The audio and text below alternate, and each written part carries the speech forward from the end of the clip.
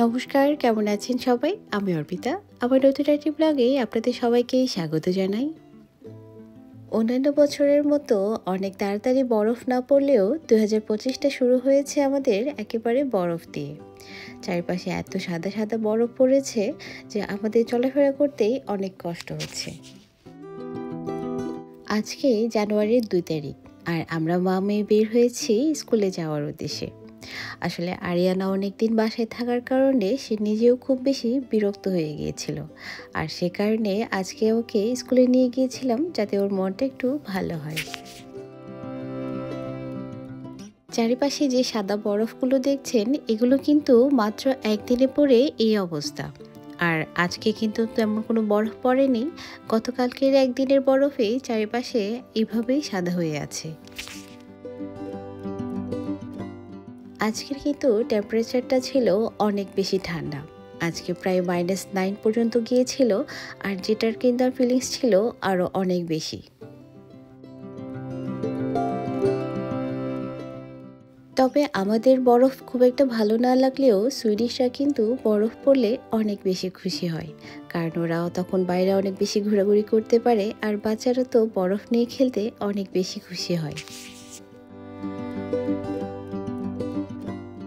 শীতপ্রধান দেশ হওয়ার কারণে সুইডেনে কিন্তু প্রচুর পরিমাণে বরফ পড়ে, আর এখানে মানুষরা কিন্তু আইস স্কেটিং করতে অনেক বেশি ভালোবাসে।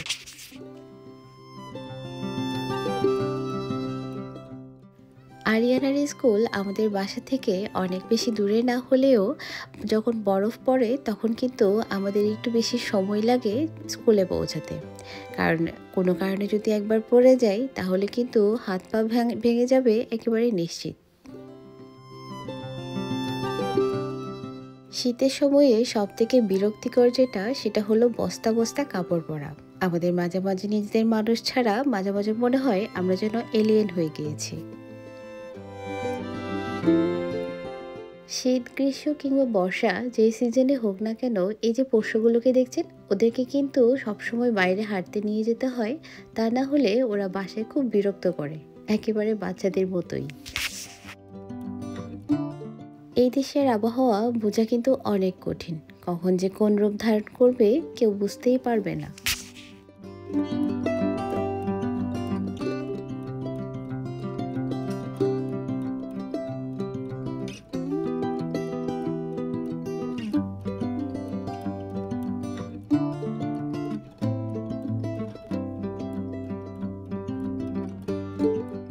বাইরে যেহেতু আজকে প্রচণ্ড রকমের ঠান্ডা, আর আমাদের কিন্তু সেভাবে বের হতে হয়েছে যাতে খুব বেশি ঠান্ডা লেগে না যায়।